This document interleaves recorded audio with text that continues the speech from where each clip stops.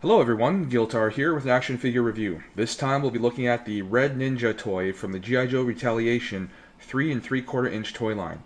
This is one of the Wave 1 toys. I believe the Wave 1 toys came out mid last year, like in the summer, and the Red Ninja, I don't know if it was one of the first figures to come out in that wave.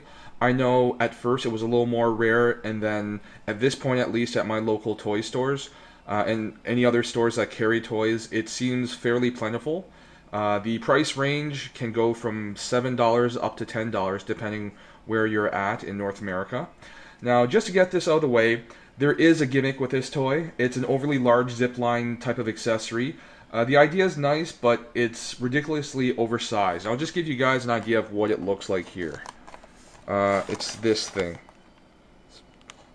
Not that impressive as far as I'm concerned. I like the idea. Ninja should have sort of like zipline type of accessories, but something like that is just way too large. I think you're better off just using a basic sort of grapple hook and string setup if you want to set up your Red Ninja or any similarly sized toys with that kind of accessory. Now onto the figure itself.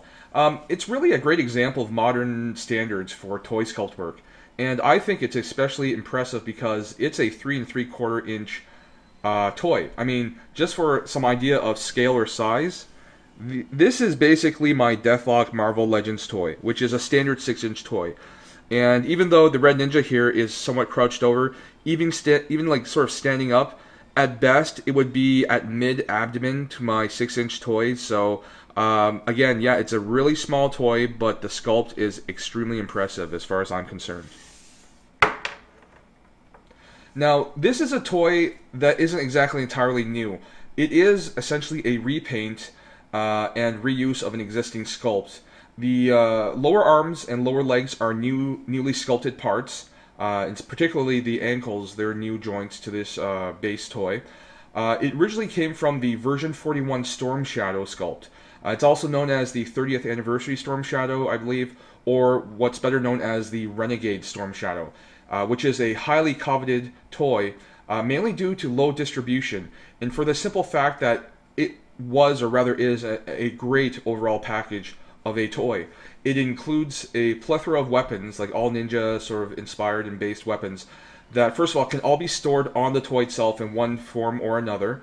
It also had accessories and 2 different head sculpts to allow you to display the Storm Shadow toy as either the sort of more classic Storm Shadow or the Renegades inspired Storm Shadow look.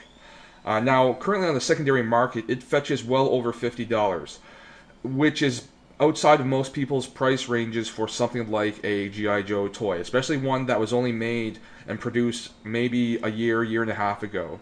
So for an alternative, for anyone who wants to sort of get to know that particular toy sculpt at a lower price, the Red Ninja here from the GI Joe Retaliation toy line is definitely a great option. Now, aside from the zipline accessory, the toy comes with basically 2 other accessories. 2 straight bladed quote-unquote ninja swords. The sculpt on them, pretty nice. The grips are really nicely done. Paint application is of a nice sort of matte, sort of silver metallic color.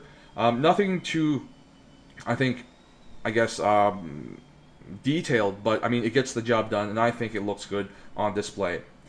Now, the one sort of downside is the fact that the toy doesn't come with any sheaths or anything to hold the swords. So unless you want to put the swords aside somewhere for safekeeping, you'll probably have to display them in hand of the figure. Or you could actually probably put at least one of the swords, sort of put it behind one of the sections of the bandolier or belt of the figure, which are separate pieces that are draped, or rather attached over the figure. Now, for articulation, it's pretty straightforward for the most part. Ball jointed neck, ball hinges at the shoulders, elbows, and wrists. Now, the wrists are sort of a 50-50 mixed bag situation. The right wrist has a good range of motion on the hinge joint, but the left wrist hinge looks like it's kind of blocked by the sculpt of the forearm armor. So even though there is a hinge there, it's largely negated. Not a big deal though, because as you can see here, it holds those weapons nicely in a fairly naturalistic position. Now, we also have a ball joint at the mid-torso. Standard T-bar, sort of like ball joints that we see on GI Joes at the hips. Double hinge knees that allow for a good range of motion. And finally, probably the most, I would say, important joint on this particular toy are the rocker ankles. They allow the bottoms of the feet to be flat on pretty much most surfaces that you're going to pose the toy on. And that's pretty much the one area of improvement over the original version 41 Storm Shadow. Now, as far as paint applications go, they are fairly minimal. It is mainly I believe, a red plastic toy with either flesh-colored paint over the exposed face portions, or like the darker black or brownish, I think, hued parts for the rest of the toy. Yeah, it's minimal paint application, but I mean, just the nature of the ninja suit or ninja uniform design doesn't really allow for a lot of areas for really elaborate paint application. The one spot on the toy that I think is lacking paint would be the bottom of the feet, or like essentially the sandal areas. We have the leather sort of securing straps over the top of the feet, but the actual base of the sandals are left unpainted, which I think should have been painted, but you know what? It's easily remedied if you want to do it yourself. Now, the thing is that the combination of the paint applications, which are subtle and not overly garish or cartoonish, combined with the really crisp, sharp, detailed sculpt of the toy, to me, it lends it a really great appearance of realism. It really looks like a miniature figure of a human being rather than a caricature or a cartoonish depiction of a human fictional character. For example, the face sculpt is really nicely done. Now, let's see if I can zoom in on it. And oh, it's not focusing. But the face sculpt is great, and combined with a really good paint job, it just gives it a really nice sense of, again, realism or believability. The folds and creases in the clothing, even, for example, the cloth sort of shoulder sash, bandolier, and waist garment, again, it's sculpted in such a way that it looks like it drapes over the figure in a more sort of naturalistic fashion for, in my eyes, a really great appearance. Finally, there are some peg holes in the figure, 2 for the bottom of the feet and 1 for the upper back. The ones in the feet are used with sort of standard GI Joe display bases, and the peg hole in the back is used for a variety of different backpacks that have little pegs that you can install in the back of the figure. And I would say, for example, if you have a spare sort of a sword sheath type of backpack accessory from a Snake Eyes or Storm Shadow or another type of Ninja Troop Builder figure, you can definitely use it with this toy so that it can store and house those 2 swords elsewhere on the toy. And overall, I simply recommend this toy. I think as a troop builder, it's fairly inexpensive. Like I said, it ranges between $7 and $10.